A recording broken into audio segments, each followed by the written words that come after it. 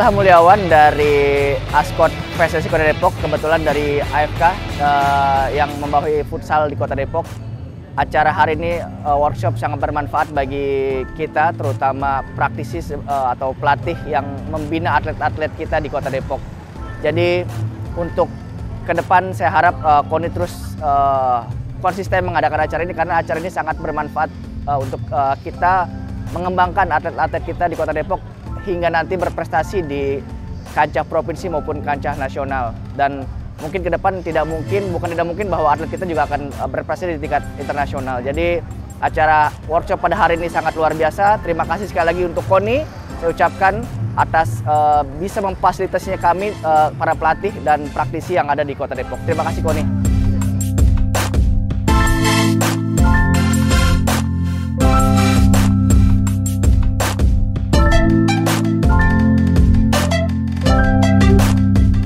Salam olahraga. Saya Martin Ciko Andrian dari PGSI Gulat. Hari ini saya mengikuti workshop tentang pelatihan fisik untuk meningkatkan kualitas atlet di Kota Depok supaya kemajuan fisik atlet di Kota Depok supaya lebih maju lagi. Materinya tentang strength endurance, terus daya tahan fisik dan kekuatan tubuh yang kita dapatkan hari ini supaya meningkatkan dengan ilmu matematika yang biasanya tidak didapatkan oleh pelatihan tempat lain.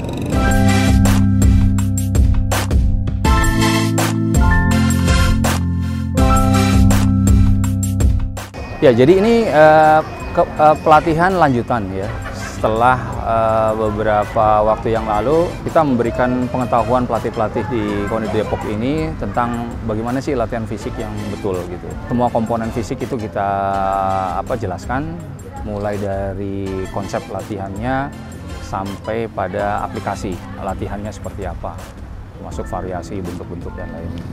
Nah, dari situ mereka sudah punya pengetahuan tentang bagaimana melatih kondisi fisik sehingga atlet-atlet yang ada di KONI Depok ini bisa punya kemampuan fisik yang bagus sehingga itu bisa menunjang prestasi mereka gitu. Karena prestasi di olahraga itu kan bukan sekedar dia punya skill yang baik, tapi skill itu bisa dipertahankan sampai akhir dia bertanding sampai final, itu bisa maksimal, bisa optimal karena dia punya kemampuan fisik yang bagus gitu. Nah, makanya sekarang bagaimana pengetahuan yang sudah didapat itu bisa diimplementasikan ke dalam sebuah program latihan yang terencana gitu. Nah, makanya kita kasih pengetahuan kawan-kawan ini bagaimana merancang mulai dari periodisasi latihan, annual planningnya, perencanaan tahunannya, sehingga di situ mereka bisa memplot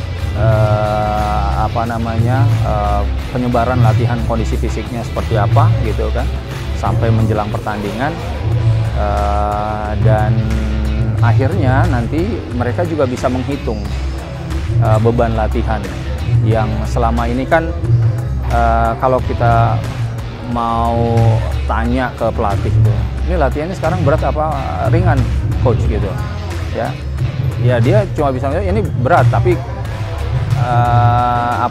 kondisi realnya itu kan kita harus punya data tentang beban latihan yang diberikan sama pelatih itu gitu, sehingga kita punya formulasi yang tepat untuk bisa memberikan latihan-latihan yang nantinya akan secara efektif ya bisa meningkatkan kemampuan atlet mereka masing-masing gitu di cabang olahraganya.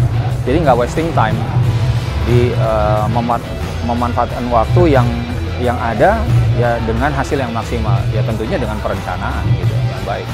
Di dalam program latihan fisik ya, kalau kita bicara fisik itu kan memang ada tahapan-tahapannya. Ada tahapan-tahapannya. Nah, tahapan-tahapan ini yang sudah diberikan sebenarnya pada waktu yang lalu.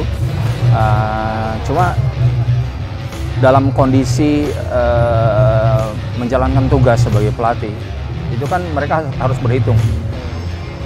Kalau misalnya besok ada BK nih, contohnya sekarang kasus BK itu bulan November tahun depan, ya kan kita harus rencanain jauh-jauh hari.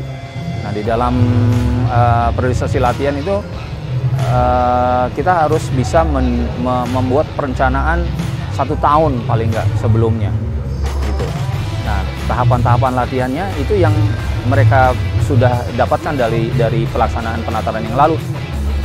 Di sini kan banyak studi kasus karena setiap atlet itu punya adaptasi terhadap latihan yang berbeda-beda gitu.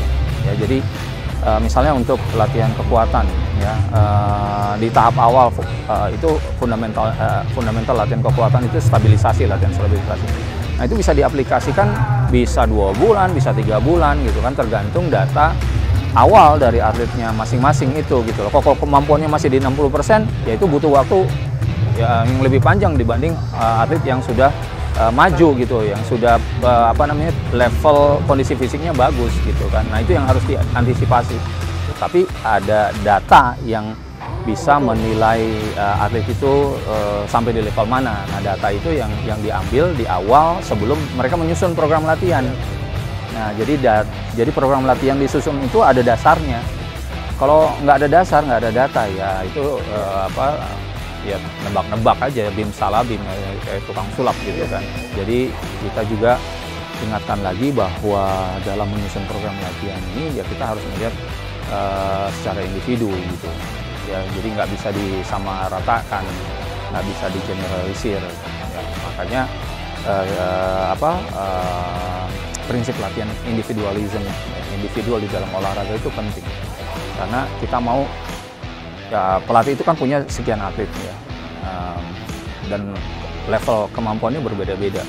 Nah, bagaimana kita bisa mengangkat semua ini, ya, bisa meningkat kemampuannya, bisa meningkat fisiknya dalam hal ini secara khusus.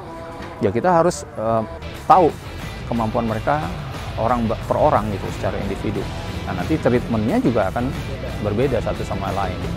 Sehingga orang yang kemampuannya di bawah, kalau dia nanti dikasih latihan atlet yang sudah bagus kemampuan fisiknya, ini nggak bisa nih, ya nggak ngajar, akhirnya jadi sakit, overtraining kan itu, akhirnya dia nggak latihan, menurun lagi. Nah, sementara atlet yang udah maju, kita kasih latihan yang rendah gitu, ya nggak bisa maju juga gitu, iya kan? Turun gunung namanya. Iya, jadi itu yang kita mau sharing ke pelatih, bahwa menentukan latihan, mendesain program latihan itu ya harus ada data. Dan pada saat dia menyusun juga, ya, dia punya data juga untuk bisa misalnya penyebaran latihan dalam 1 minggu itu kan nggak bisa rata, nggak bisa sama gitu. Harus ada turun naik untuk memberikan kesempatan tubuh atletnya itu beradaptasi, melakukan recovery, istirahat, ya kan? Karena tubuh butuh pemulihan. Setelah dia diberikan beban latihan, ada pemulihan. Sehingga itu yang saya bilang tadi, rumus untuk meningkatkan kemampuan atlet itu ada 2. Bagaimana program latihan yang dibuat ini sesuai gitu kan, menyentuh kemampuan optimalnya, dan recovery-nya, istirahatnya juga harus sesuai, harus cukup, sehingga nanti akan terjadi kenaikan kemampuan atlet itu yang namanya teori overkompensasi.